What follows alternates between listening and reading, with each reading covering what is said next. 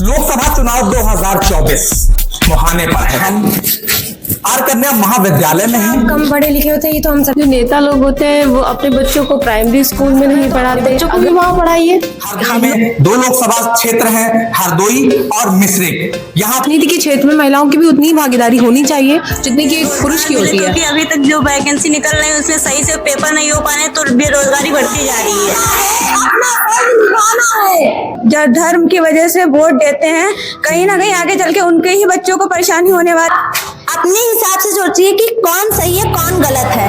1,12,000 के करीब नए वोटर बढ़े हैं, जिसमें कि जो जिनके ऊपर किसी भी प्रकार का दाग लगा होता है, हमें उन्हें नेता या कोई भी पद नहीं देना चाहिए। जो युवा मतदाता हैं वो अगर ध्यान दें तो निश्चित रूप से हमारा भविष्य सुखद होगा, सुंदर होगा। ये जो आरक्षण है वो बहुत जरूरी है और हमें हरदोई लोकसभा के तहत 5 विधानसभा सीटें आती हैं। सांडी, सवायपुर, शाहबाद, गोपामऊ, हरदोई सदर। इन पांचों में कुल मिलाकर के 19 लाख से ऊपर वोटर हैं। फर्स्ट ऑफ ऑल एजुकेशन होनी चाहिए। एक पढ़ा लिखा नेता ही बेहतरीन देश चला सकता है। हर 5 साल में सरकार को चेंज होना चाहिए। जब एक व्यक्ति बैठा होता है तो वो अपनी मनमानी करने लगता है। आएगा बदलाव, नेताजी के बदलेंगे हाव भाव। शाहनवाज अपने सहयोगी वीडियो जर्नलिस्ट शहनूर के साथ। जय हिंद। लोकसभा चुनाव 2024 मुहाने पर है। सभी अपनी अपनी तैयारियां करने में जुटे हुए हैं। वहीं एक तरफ जो इंडिया का वोटर है उसने भी मन बनाना शुरू कर दिया है कि वो किस ओर जाएगा।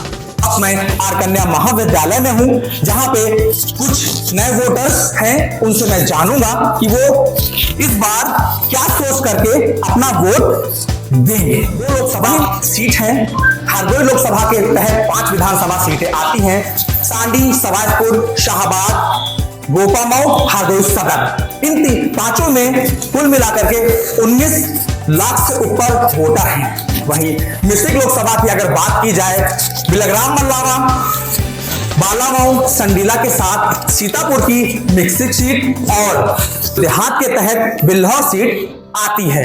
इसमें कुल वोटर 18 लाख से अधिक हैं जो इस बार वोट करेंगे। 2019 की अगर बात की जाए तो बीजेपी के जयप्रकाश रावत 53,079% वोट पाकर विजय घोषित हुए थे। वहीं सपा व बसपा गठबंधन के प्रत्याशी उषा वर्मा 41.18% वोट पाकर सेकंड नंबर पे रही थी। वहीं कांग्रेस प्रत्याशी वीरेंद्र कुमार 1.89% वोट पाकर तीसरे स्थान पर रहे थे। विकास के नाम पर, धर्म के नाम पर या अपनी व्यक्तिगत सोच है? हम तो विकास के नाम पे वोट करेंगे। विकास के नाम पे आप वोट करोगे, क्या सोचा है? मतलब जो रोजगार मिले, क्योंकि अभी तक जो वैकेंसी निकल रही है उसमें सही से पेपर नहीं हो पाने तो बेरोजगारी बढ़ती जा रही है। मेहनत पार्टी है। मैं आर कन्या महाविद्यालय की छात्रा हूँ। संदेश बस इतना ही है कि आप अपने हिसाब से सोचिए कि कौन सही है कौन गलत है। विकास तो सभी करते हैं, आपको देखना है कि विकास कौन कर रहा है, अच्छा विकास कौन कर रहा है, सबसे अच्छा जो आपके लिए बहुत ही ज्यादा लाभदायक हो। और अपने दिमाग से सोचिए, जो सही हो उसी को वोट करें, लेकिन अच्छे प्रत्याशी को वोट करें। पुलिस का जो पेपर लीक हुआ है, ठीक है, गरीब के अंदर इतनी ताकत नहीं है कि वो इतनी कठोर सरकार के होते हुए पेपर लीक करवा दे। होती किसकी वजह से पेपर लीक है? नेताओं के बच्चों की वजह से, क्योंकि वो इतना पैसा ही भर देते हैं कि पेपर लीक हो जाते हैं। कोई गरीब पेपर लीक नहीं करवा सकता, तो उसमें वो गरीब ही बच्चे धरना प्रदर्शन में दिखेंगे, ना कि अमीर बच्चे। हाल ही में इतनी बेरोजगारी बढ़ रही है और जो भी होता है उसमें कहीं ना कहीं गरीब का बच्चा ही, उसको गरीब के बच्चे को ही परेशानी होती है, अमीर के बच्चों को नहीं होती है। जब धर्म की वजह से वोट देते हैं, कहीं ना कहीं आगे चल के उनके ही बच्चों को परेशानी होने वाली है, क्योंकि नेता तो कुछ ना कुछ करके अपने बच्चों को कहीं ना कहीं लगा ही देंगे। तो इसलिए अपने बच्चों का भविष्य देखें और सही सरकार चुने। आप ये बताओ कि हरदोई में कोई MBA या बीटेक प्रोफेशनल कॉलेज ऐसा नहीं है जहाँ पे छात्र छात्राएं सीधे जाकर के शिक्षा ग्रहण करें। यहाँ के छात्र छात्राएं लखनऊ या दिल्ली जाकर के अपनी हायर एजुकेशन लेते हैं। इस विषय में आप उन नेताओं को क्या संदेश देना चाहेंगे? जीतने के बाद वो क्या क्या करें? देखिए, ज़्यादातर नेता जो जीतते हैं, नेता कम पढ़े लिखे होते हैं, ये तो हम सभी जानते हैं कि वो अशिक्षित टाइप के होते हैं। लेकिन जो हमारे यहाँ जो कॉलेज है उनमें भी इतनी ज़्यादा सुविधा नहीं है। बहुत सारे ऐसे सब्जेक्ट हैं, अगर हम लेना चाहते हैं तो वो सब्जेक्ट भी यहाँ नहीं मिलते हैं। और हायर एजुकेशन के लिए हमारे पास सिर्फ एक ही विकल्प होता है कि हमें अपना घर छोड़ के जाना पड़ेगा। हमेशा ऐसा नहीं होता कि लड़कों को तो अनुमति मिल जाती है लेकिन लड़कियों को अनुमति नहीं मिलती है। तो कुछ लोगों के तो सपने वैसे के वैसे ही रह जाते हैं। मैं चाहती हूँ कि यहाँ पर हायर एजुकेशन के लिए भी प्रोग्राम चलाया जाए और हायर एजुकेशन के लिए व्यवस्था की जाए। ना तो मतलब डॉक्टरी लाइन के लिए जो IIT है, इंजीनियरिंग वगैरह है, इनके लिए कोई भी कॉलेज नहीं, ये सब होना चाहिए। जी ये बिल्कुल होना चाहिए। और अभी तक इतना कुछ खास परिवर्तन भी नहीं हुआ है शिक्षा के क्षेत्र में यहाँ हरदोई में। महिला आरक्षण बिल जब से पास हुआ है उसके बाद महिलाओं में भी नेता बनने की ललक जागी है। बेटा अपना परिचय देते हुए मेरे सवाल का जवाब दीजिए। मेरा नाम गौरी त्रिपाठी है। मैं सेकेंड सेमेस्टर की छात्रा हूँ। नेता ही बनना है। पहले मैं टीचर बनना चाहती थी बट मुझे ऐसा लगता है कि मुझे नेता बनना चाहिए, तो अब मुझे नेता ही बनना है। कुछ कहना चाहेंगे? कुछ लाइनें आपने तैयार की, मैंने सुना। Yes sir. वोट डालने चलो रे साथी, लोकतंत्र के बनो बराती। एक वोट से आएगा बदलाव, नेताजी के बदलेंगे हाव भाव। आपके वोट से आएगा बदलाव, समाज सुधरेगा, कम होगा तनाव।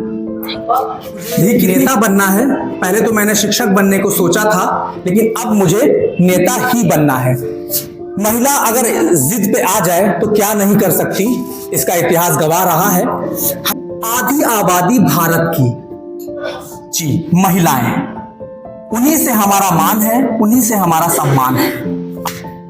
महिलाओं के बारे में बातें तो बहुत करी जाती हैं लेकिन उन बातों के मुकाबले जमीन पे उनका विकास कम दिखता है। क्या कहना चाहेंगे? तो बहुत ही कम महिलाएं होती हैं जो राजनीति में प्रतिभाग करती हैं और नेता लोग जो होते हैं वो मंच पर बहुत बड़े बड़े भाषण देते हैं कि हमने ये कार्य किए और इतनी देखे तो जैसे मैं अपने हरदोई की बात लेती हूँ कि हमारे यहाँ ना तो महिलाओं के लिए कोई अच्छे संस्थान है, ना हमारे यहाँ सिर्फ एक ही महाविद्यालय है हरदोई में जो सिर्फ महिलाओं के लिए है। और इसके अलावा और अगर हम आगे भी उच्च शिक्षा मतलब कि किसी क्षेत्र में जाना चाहते हैं तो उसके लिए कोई भी संस्थान नहीं है यहाँ। मैं चाहती हूँ कि वो ज्यादा से ज्यादा महिलाओं को विभिन्न क्षेत्रों में कार्य करने के लिए प्रोत्साहित करें और उनके। बेटा ये बताइए कि एक जो नेता होते हैं ज्यादातर जो उनके बच्चे होते हैं वो किसी आंदोलन में भाग नहीं लेते और ना वो प्राइमरी स्कूल में शिक्षा प्राप्त करते हैं। आंकड़े तो अब तक के यही कहते हैं। इस पे आपके क्या विचार है?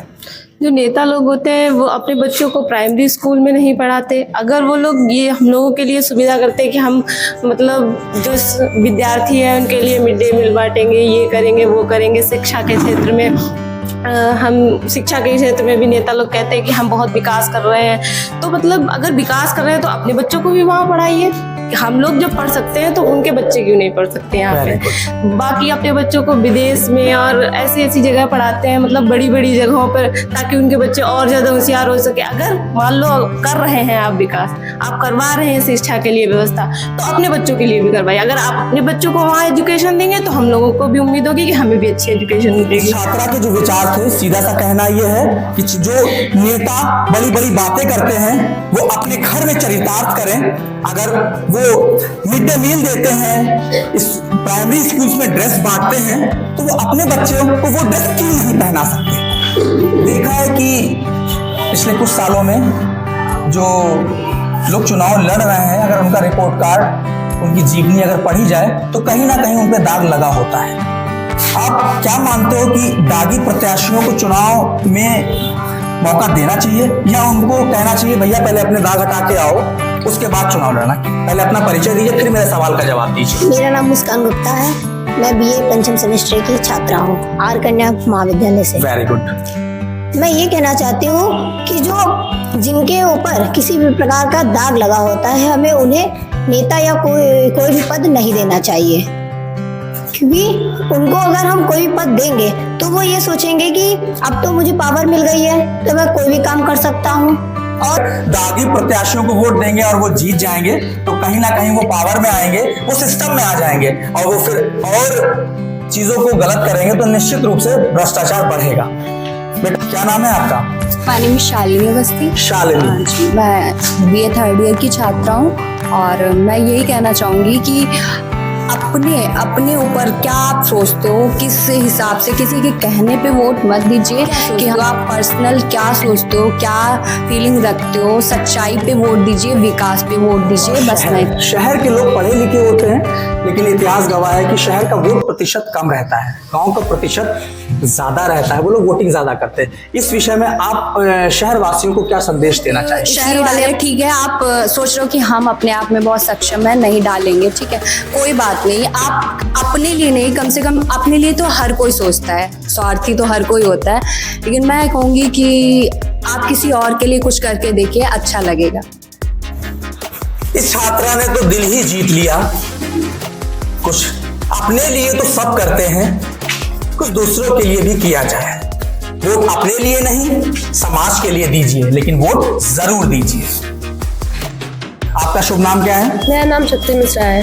शक्ति मिश्रा, आप इस बार वोट करेंगे? हाँ। आप ये बताओ कि क्या सोच के आप वोट देने जाओगे इस बार? हम इस बार विकास सोच के वोट देने जाएंगे, क्योंकि हमने के नाम पे वोट देंगे। विकास के नाम पे वोट। विकास के नाम पे। परिचय दीजिए। मेरा नाम मुस्कान सिंह है और मैं BA 3rd ईयर की छात्रा हूँ।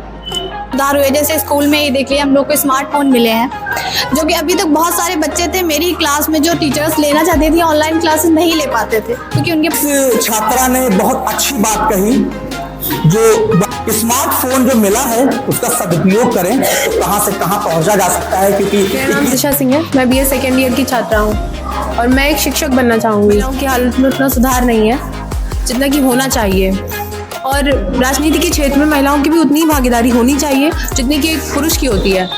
महिलाओं को भी बढ़ चढ़ के इसमें हिस्सा लेना चाहिए। 2024 का जो चुनाव है, आप क्या मानती हैं? 2024 का चुनाव हम देश के विकास के लिए, देश के मतदाताओं के विकास के लिए और पूर्ण उनके, चाहे वो महिला मतदाता हो, चाहे वो हर एक, उनके लिए एक आगामी भविष्य, लोकतंत्र का आधार है ये महापर्व जो आगामी है। तो इसमें हम, मेरी अपील है कि हम चाहे जाति धर्म या किसी भेदभाव को परे रखकर हम विकास को, मुद्दों को, किसी पार्टी विशेष को न लेकर कौन सी पार्टी हमें काम कर रही है, हमारे देश को आगे ले जा रही है, उसकी जवाबी बातें कितनी हैं, जवाबी वो धरातल में कितनी है, वो कितना उकेर रही है, हम आगे कहाँ जा पाएंगे, हमारा भविष्य क्या होगा, रोजगार के मुद्दे, विकास के मुद्दे, इन पर मुझे लगता है कि अगर हमारे जो युवा मतदाता हैं वो अगर ध्यान दें तो निश्चित रूप से हमारा भविष्य सुखद होगा, सुंदर होगा। और इसकी हमें। मेरा नाम काजल वर्मा। राजनीति में जो नेपोटिज्म हावी हो रहा है, इस पर क्या कहेंगे? क्योंकि वो चाहते कि हमारा भाई, हमारा भतीजा, ये सब बने, वो ये नहीं चाहते कि जो इसका हकदार है वो बने, वो बल्कि अपने ही घर वालों को प्रमोट कर रहा है। और अभी आपने आरक्षण की बात की, ये बात सत्य है, क्योंकि इस समय भारत में 28 राज्य है, लेकिन सिर्फ एक राज्य पश्चिम बंगाल में CM है, वो भी महिला, बाकी किसी भी राज्य में कोई भी CM महिला नहीं है। तो ये बहुत जरूरी है हमारे देश के लिए कि जो महिलाओं को, उनको भी अवसर मिलना चाहिए, और कहीं ना कहीं ये जो आरक्षण है वो बहुत जरूरी है और हमें लगता है कि ये होना भी चाहिए। महिला आरक्षण पर इस छात्रा का विचार है कि जो आरक्षण हुआ है उससे महिलाओं की तरक्की ही होगी। हमारे साथ बेटा स्टैंड अप, क्या नाम है आपका? रचना। रचना, टीवी देखते हैं? Yes sir. न्यूज़पेपर पढ़ते हैं? यस। सबसे अच्छा उसमें पढ़ने में क्या लगता है? सर मुझे तो न्यूज़ पढ़ने में लगता है अच्छा। न्यूज तो उस पेपर में, पूरे पेपर में न्यूज ही न्यूज होती। कौन सा वो सेक्टर है शिक्षा के क्षेत्र में, राजनीति के क्षेत्र में, मनोरंजन के क्षेत्र में, कौन सा सेक्टर आपको अच्छा लगता है? सर राजनीति के क्षेत्र में। राजनीति क्या मानती है? राजनीति लोकसभा चुनाव 2024 जो है कि किन मुद्दों पे आप अपना वोट करोगे? धर्म? सर ये जाति धर्म के नाम पर हम नहीं वोट देंगे, जो विकास करेगा उसके नाम पर हम देंगे। क्या नाम है? रचना ने जो कहा कि जाति और धर्म के नाम पर नहीं, हम अगर वोट देंगे तो विकास के नाम पे वोट देंगे। जो बन रही है उससे नहीं लगता आपको बेरोजगारी का उसका कोई लेना देना है? जब मुफ्त में मिल रहा है तो हम काम करेंगे ही नहीं। क्या इसमें आपके क्या विचार है? मेरा नाम उमैया शेख है, मैं BA 3य वर्ष की छात्रा हूँ आर कन्या महाविद्यालय से। मेरे हिसाब से इंसान को खुद जागरूक होना चाहिए कि इससे मुझे फायदा हो रहा है कि नहीं हो रहा है। सामने वाला मुझे लालच देगा तो हम क्या चले जाएंगे? नहीं, हमको नजर आना चाहिए सामने वाले में कैपेबिलिटी है कि नहीं है, क्या वो सही करेगा कि गलत करेगा, सामने वाला हमारे लिए क्या कर रहा है। ऐसा तो नहीं है कोई हमें बुला रहा है तो हम चले जाएंगे, उसके अंदर नहीं देखेंगे क्या है मेरे लिए सही है कि नहीं है। मुफ्तखोरी है, इंसान अपनी तरफ बढ़ाता है चीज़ों को, लेंगे साड़ियाँ बांट रहे हैं, शराब बांट रहे हैं, ये कर रहे हैं, वो कर रहे हैं, लेकिन हमें तो पता है ये कल क्या होंगे। हमें उनके कल को देखना है, आज को नहीं। फर्स्ट ऑफ ऑल एजुकेशन होनी चाहिए। एक पढ़ा लिखा नेता ही बेहतरीन देश चला सकता है। पढ़ा लिखा लीडर ही देश चला सकता है, ऐसा सुमैया का मानना है। जी सर। वोट डालने के लिए तैयार हैं? Yes sir. अच्छा, पीसीएम और ballot paper? Ballot paper. Ballot paper हर 5 साल में सरकार को चेंज होना चाहिए। ये क्यों आपने कहा कि हर साल में सरकार चेंज होना चाहिए? इससे पीछे आपका क्या रीजन है? सर, इसमें जब ज्यादा दिनों से एक व्यक्ति बैठा होता है तो वो अपनी मनमानी करने लगता है। जाना, इनसे क्वेश्चन किए कि किस तरह जो लोकसभा चुनाव 2024 में ये वोट करेंगे और किन मुद्दों को लेकर के ये मतदान स्थल पर जाएंगे। और इनसे हमने ये भी जानी में 2 लोकसभा क्षेत्र हैं, हरदोई और मिश्रिक। यहाँ पर कुल 30 लाख वोटर हैं, जिसमें से 2019 में सिर्फ 58% लोगों ने अपने मत का प्रयोग किया था। इस बार प्रशासन ने काफी तैयारियां की हैं और 1,12,000 के करीब नए वोटर बढ़े हैं, जिसमें 59,121 युवा मतदाता हैं। इस बार उम्मीद है 58 से ज्यादा यहाँ पे वोट प्रतिशत बढ़ेगा। मैं शाहनवाज अपने सहयोगी वीडियो जर्नलिस्ट शहनूर के साथ, जय हिंद।